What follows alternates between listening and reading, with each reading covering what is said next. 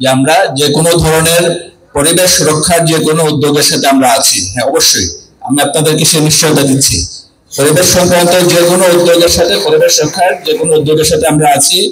যে কোনো ধরনের পরিবেশ ধ্বংসকারী যে কোনো ধরনের ক্রিমিনাল অ্যাক্টিভিটিস আমরা যদি এটা খবর পাই বা যে কেউ যদি আমাদেরকে এই সংক্রান্ত কোনো তথ্য দেন, আমরা অবশ্যই অবশ্যই আইনি ব্যবস্থা নেব, এটাতে কোনো সন্দেহ নেই। একই সাথে আমি জাস্ট একটা কথা, যেমন আমি গাজীপুরে আসার পরে, শুধু শ্রীপুরে না, গাজীপুরের প্রত্যেক জায়গায় যে ওয়েস্ট ম্যানেজমেন্ট একটা বিশাল সমস্যা। শ্রীপুরে তো এটার অবস্থা খুবই ভয়াবহ।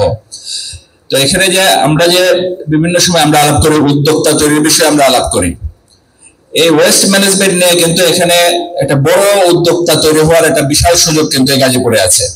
যে সরকারি তরফ থেকে কি হচ্ছে না হচ্ছে সেটা না দেখে আপনারা নিজেরা যেন উদ্যোগ নিচ্ছেন না।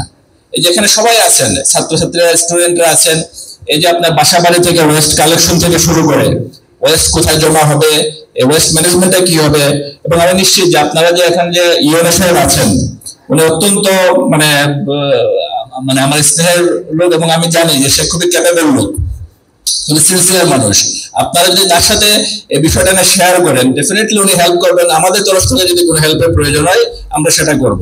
বিভিন্ন সময় আমাদের অনেক তথ্য জানা থাকে না, তারা আমাদেরকে জানাচ্ছেন, সেই তথ্যের উপর ভিত্তি করে আমরা অ্যাকশন নেওয়ার চেষ্টা করছি, এবং এটাতে সবাই ইনভলভ। পরিবেশ অধিদপ্তর, বনও আমাদেরকে সহযোগিতা করেছেন, বাংলাদেশ পুলিশ তো সবসময় অগ্রগামী এই বিষয়ে, এবং প্রশাসন, আমরা সমন্বয়ে সবসময় থাকি।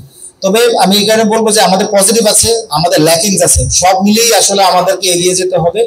আজকে এই ধরনের একটি সভা আমি মনে করি প্রতিটি উপজেলায়, বাংলাদেশের প্রতিটি উপজেলায় এই ধরনের একটি সভা আয়োজন করা উচিত, এবং রেগুলারলি করা উচিত। কারণ হচ্ছে আমাদের শুধুমাত্র বলা এবং শোনার মধ্যে নাই।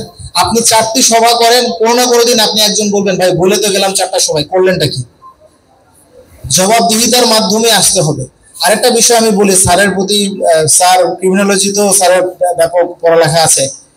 যে কোনো দেশে সাধারণত ধরে নেওয়া হয় যে 10% পপুলেশন ক্রাইম করবে আর বাকি 90% হচ্ছে আইন মান্য করবে।